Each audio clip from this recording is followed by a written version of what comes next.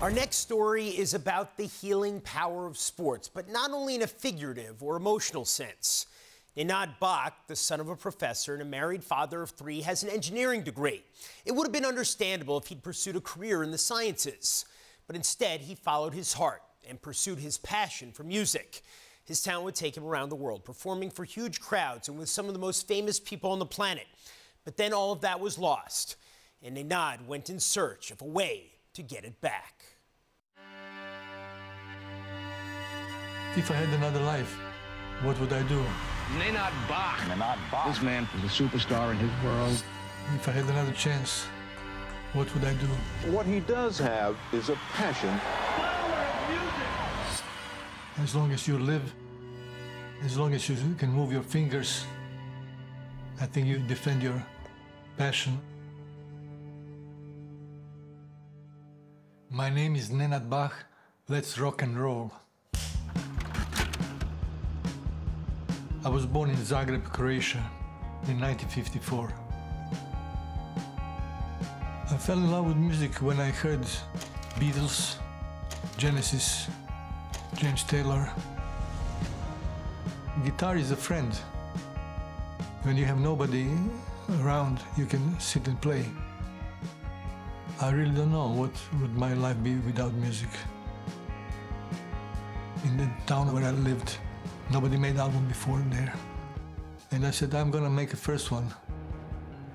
I made it when I was 23. The album came #1 in the former Yugoslavia. And they played it on Croatian radio every day. So that was a quick start. Then very soon I decided to come to America. In less than 2 years I got a record deal, which was unheard of. Somebody who barely speaks English and coming from Eastern Europe, that was amazing. I came across a lot of people. Bono and Princess Di. In 1995, I sang at the Pavarotti and Friends concert. You have 500,000 people in front of you. It's scary and thrilling at the same time.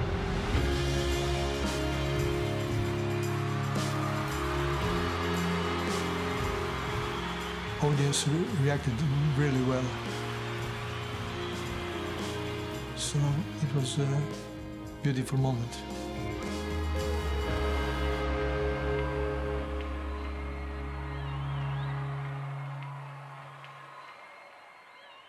In 2010,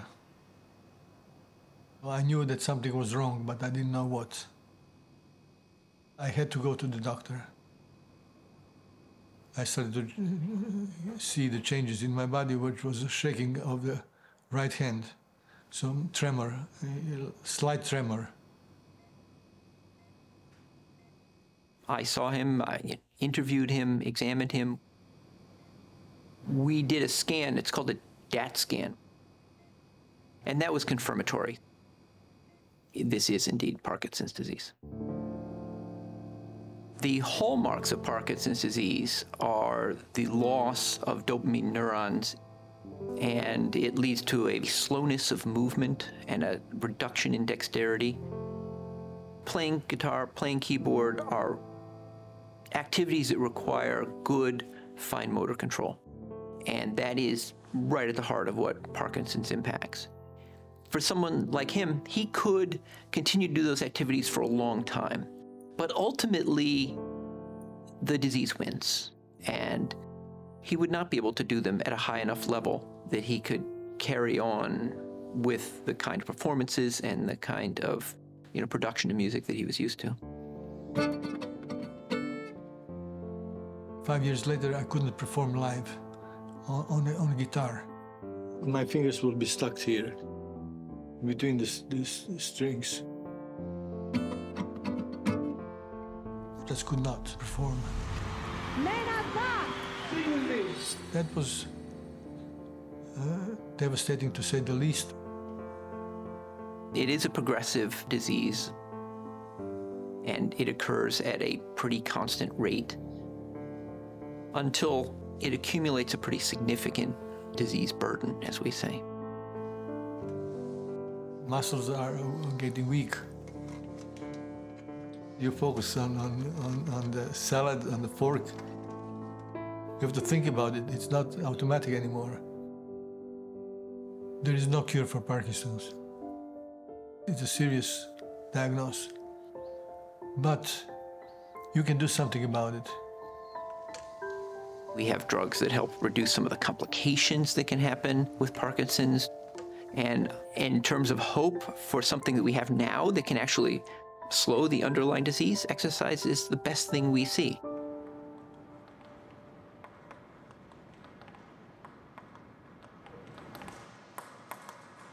A friend of mine invited me to play table tennis.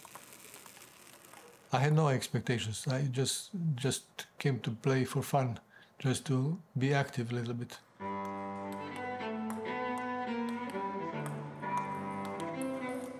For the patients with Parkinson's, things that involve balance seem to be very helpful.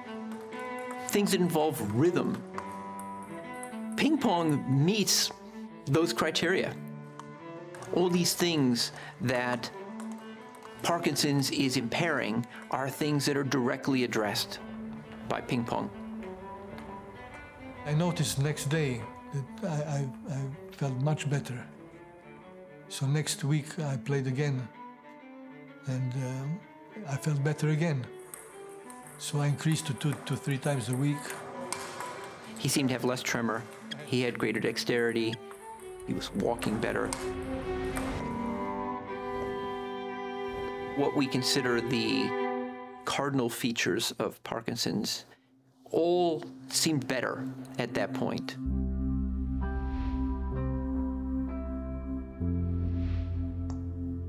When I play table tennis, everything is gone. There is no past or future. There is just now. I didn't conquer the Parkinson, but I conquered the fear of Parkinson. Somehow I knew that there is probably some way. I never believed that I would lose it forever. In the period of a year, I could play my guitar again.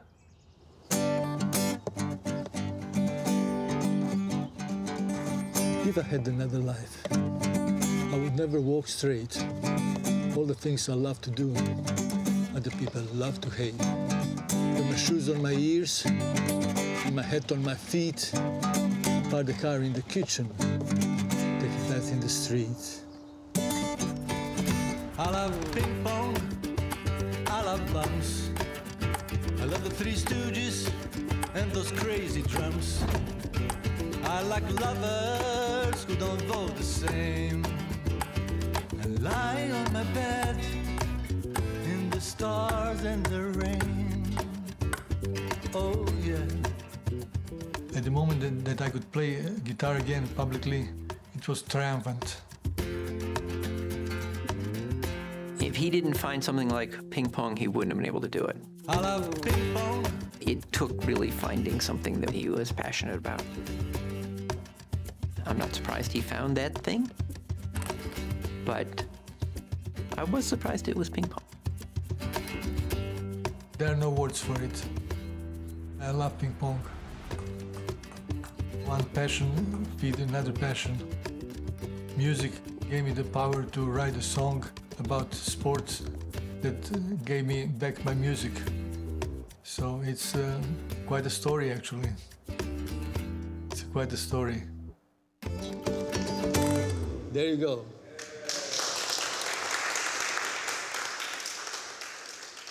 Since incorporating table tennis into his therapy, Nenad has started a nonprofit with 1,000 members in 22 countries. PingPongParkinson's 3 goals are to help patients attain and improve quality of life through exercise, to motivate the scientific community to find out why ping pong works as a treatment, and to create a Parkinson's classification for table tennis at the Paralympic Games.